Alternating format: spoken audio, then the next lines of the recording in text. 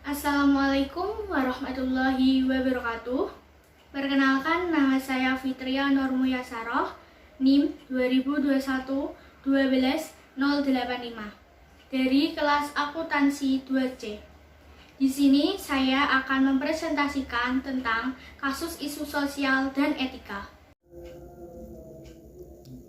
Kasus isu sosial, plagiarisme konten YouTube. Judul artikel, duduk perkara dugaan plagiat akun calon sarjana dan permintaan maaf CEO Invia. Kompas.com. Kabar tak menyenangkan datang lagi terkait permasalahan hak cipta. Kali ini justru pemilik akun asal Indonesia yang tersangkut masalah hak cipta milik YouTuber asing. Asal mula hal ini pertama terungkap oleh pemilik konten yang isinya dicuri oleh akun calon sarjana. Akun dengan nama JT ini bahkan mengatakan konten miliknya yang diambil oleh calon sarjana sama persis hingga bagian thumbnail. JT mengatakan dan memberi bukti-bukti bahwa akun calon sarjana telah mencuri secara keseluruhan, baik informasi secara keseluruhan hingga thumbnail. Sayangnya calon sarjana tidak mencantumkan kredit sama sekali. Soal ke-1. Termasuk ke dalam dimensi moral, apakah permasalahan isu sosial dan etika dalam sistem informasi yang Anda temukan? Jelaskan. Permasalahan isu sosial dan etika dalam sistem informasi yang saya temukan adalah penjiplakan konten di internet atau plagiat konten di internet. Permasalahan tersebut termasuk ke dalam dimensi hak dan kewajiban terkait kepemilikan atau hak kekayaan. Hak kekayaan dalam sistem informasi terkini telah menghadirkan tantangan yang luar biasa bagi hukum dan praktik-praktik sosial yang melindungi kekayaan intelektual. Kekayaan intelektual dianggap sebagai harta tak berwujud yang diciptakan oleh seseorang ataupun organisasi.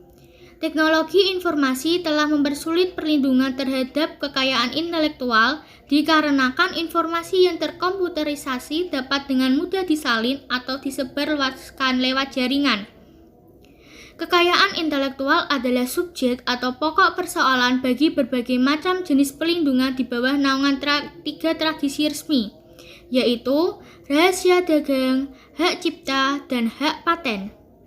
Penjiplakan konten di internet atau plagiat konten di internet termasuk ke dalam tradisi resmi hak cipta. Misal pada kasus di atas, akun calon sarjana yang mengambil video atau mencomot video di YouTube seseorang tanpa izin terlebih dahulu dengan pemilik video tersebut.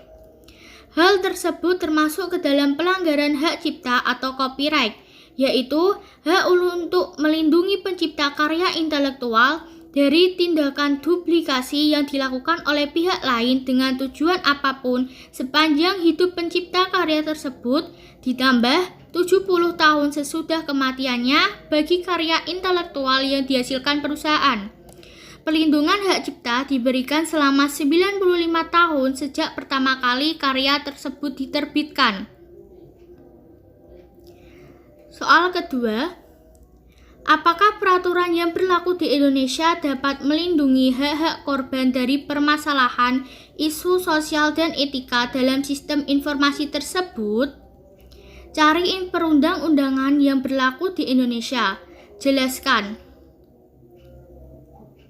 Ya, peraturan di Indonesia dapat melindungi hak-hak korban karena peraturan perundang-undangan di Indonesia sudah ada dan sesuai dengan persetujuan TRIPS. TRIPS adalah perjanjian yang berlaku untuk semua anggota Organisasi Perdagangan Dunia.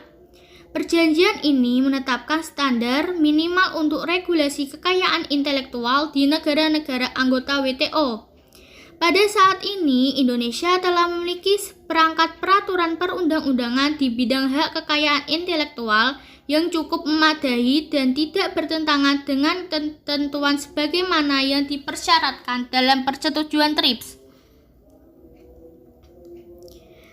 Peraturan perundang-undangan yang dimaksud mencakup 1. Undang-Undang Nomor 12 Tahun 1997 tentang perubahan Undang-Undang Nomor 6 Tahun 1982 tentang hak cipta, sebagaimana telah diubah dengan Undang-Undang Nomor 7 Tahun 1987 atau Undang-Undang Hak Cipta. Dalam waktu dekat, undang-undang ini akan direvisi untuk mengakomodasikan perkembangan mutakhir di bidang hak cipta. 2. Undang-Undang Nomor 29 Tahun 2000 tentang Pelindungan Varietas Tanaman. Ketiga, Undang-Undang Nomor 30 Tahun 2000 tentang Rahasia Dagang. 4. Undang-Undang Nomor 31 Tahun 2000 tentang Desain Industri. 5. Undang-Undang Nomor 30 Tahun 2000 tentang Desain Tata Letak Sirkuit Terpadu. 6. Undang-Undang Nomor 14 Tahun 2001 tentang Paten atau Undang-Undang Paten. Dan Nomor 7, Undang-Undang Nomor 15 Tahun 2001 tentang merek. Di Indonesia, sejak sistem pelindungan merek telah dimulai sejak tahun 1961.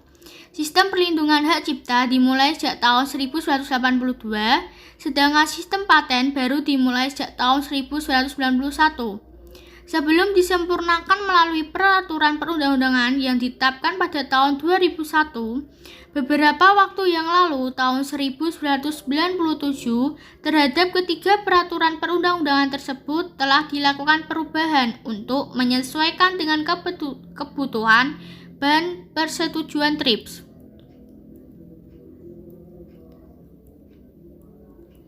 Soal nomor 3. Menurut Anda, apa yang perlu Anda lakukan di kemudian hari agar Anda terhindar dari permasalahan isu sosial dan etika dalam sistem informasi yang Anda temukan? Cara agar terhindar dari isu sosial yaitu 1. Selalu mencantumkan sumber.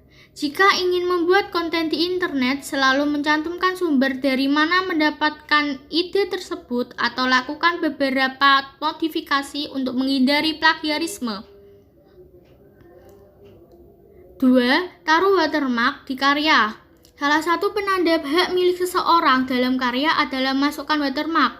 Untuk mengatasinya, bisa menaruh watermark di bagian yang terasa tak mengganggu visual.